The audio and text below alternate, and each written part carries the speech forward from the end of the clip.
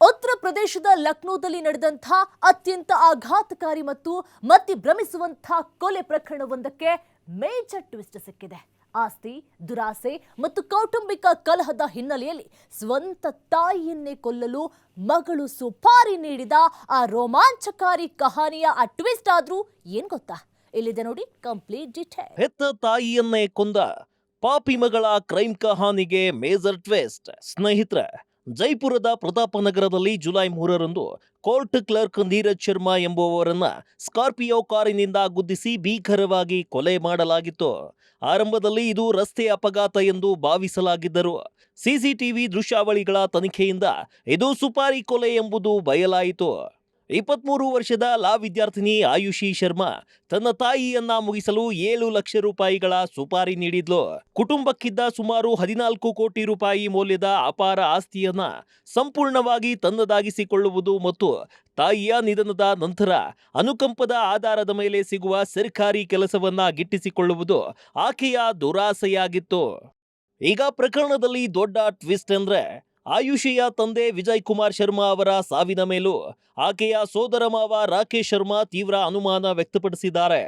2025ರ ಏಪ್ರಿಲ್ನಲ್ಲಿ ನಿಧನರಾಗಿದ್ದ ತಂದೆ ವಿಜಯ್ ಅವರದ್ದು ಸ್ವಾಭಾವಿಕ ಸಾವಲ್ಲ, ಬದಲಿಗೆ ಆಯುಷಿ ಮತ್ತು ಆಕೆಯ ಸೋದರ ಸಂಬಂಧಿ ಬಲರಾಮ್ ಸೇರಿ ಅವರನ್ನು ಸಹ ಕೊಲೆ ಮಾಡಿದ್ದಾರೆ ಎಂದು ಪೊಲೀಸರಿಗೆ ದೂರು ನೀಡಿದ್ದಾರೆ.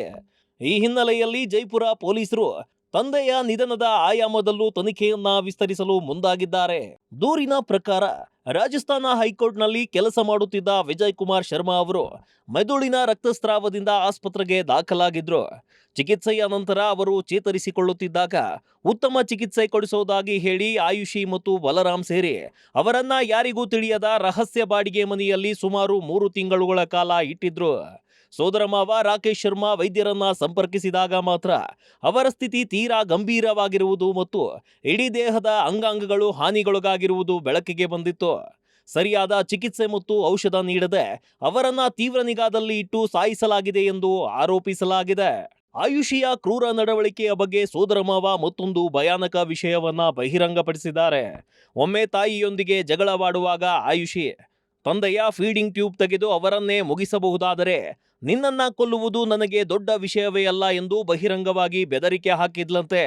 ಇದರಿಂದ ತೀವ್ರ ಭೀತಿಗೊಳಗಾಗಿದ್ದ ತಾಯಿ ನೀರಜ್ ಶರ್ಮಾ ನನ್ನ ಬದುಕಿಗೆ ಇನ್ನೂ ಕೇವಲ 2 ದಿನ ಬಾಕಿ ಇದೆ ಎಂಬರ್ಥದ ವಾಟ್ಸ್ಆಪ್ ಸ್ಟೇಟಸ್ ಅನ್ನು ಹಾಕಿಕೊಂಡಿದ್ದರು ಎಂದು ದೂರಿನಲ್ಲಿ ಉಲ್ಲೇಖಿಸಲಾಗಿದೆ.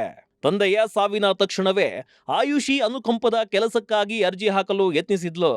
ಆದರೆ ಆಕೆಯ ತಾಯಿ ನೀರಜ್ ಆ ಕೆಲಸವನ್ನ ಪಡೆದುಕೊಂಡಿದ್ರು. ಇದೇ ಕಾರಣಕ್ಕೆ ಆಯುಷಿ ತಾಯಿಯ ಮೇಲೆಯೂ ಹಾಗೆ ಸಾಧಿಸಿದ್ಲು. ಸದ್ಯಕ್ಕೆ ಜೈಪುರ ಪೊಲೀಸರು ಆಯುಷಿ ಶರ್ಮಾ, ಆಕೆಯ ದೊಡ್ಡಪ್ಪ ಮೋಹನ್ ಸ್ವರೂಪ್ ಮತ್ತು ಸುಪಾರಿ ಕಿಲ್ಲರ್ ಹೇಮಂತ್ ಶರ್ಮಾ ಸೇರಿದಂತೆ 7 ಜನರನ್ನ ಬಂಧಿಸಿದ್ದಾರೆ. ಇನ್ನು ಪ್ರಮುಖ ಆರೋಪಿಯಾಗಿರುವ ಆಯುಷಿಯ ಸೋದರ ಸಂಬಂಧಿ ಬಲರಾಮ್ ತಲೆಮರೆಸಿಕೊಂಡಿದ್ದು ಆತನಿಗಾಗಿ ತೀವ್ರ ಹುಡುಕಾಟ ನಡೆಸಲಾಗುತ್ತಿದೆ. ಜೈಪುರ ಡಿಸಿಪಿ ರಂಜಿತಾ ಶರ್ಮಾ ಅವರು ತಂದೆಯ ಸಾವಿನ ಕುರಿತು ಸಲ್ಲಿಕೆಯಾಗಿರುವ ದೂರನ್ನು ಗಂಭೀರವಾಗಿ ಪರಿಗಣಿಸಿದ್ದು ಸಕ್ಷಮ ಪ್ರಾಧಿಕಾರ ಮತ್ತು ಮನಃಶಾಸ್ತ್ರಜ್ಞರ ಸಹಾಯದೊಂದಿಗೆ ಆಯುಷಿಯನ್ನ ತೀವ್ರ ವಿಚಾರಣೆಗೆ ಒಳಪಡಿಸುತ್ತಿದ್ದಾರೆ. ಕಾನೂನು ವಿದ್ಯಾರ್ಥಿನಿಯಾಗಿದ್ದು ಇಷ್ಟೊಂದು ಯೋಜಿತವಾಗಿ ಹೆತ್ತವರನ್ನೇ ಮುಗಿಸಲು ಸ್ಕೆಚ್ ಹಾಕಿದ ಆಕೆಯ ಕ್ರೂರತೆಗೆ ಇಡೀ ದೇಶವೇ ಬೆಚ್ಚಿ ಬಿದ್ದಿದೆ.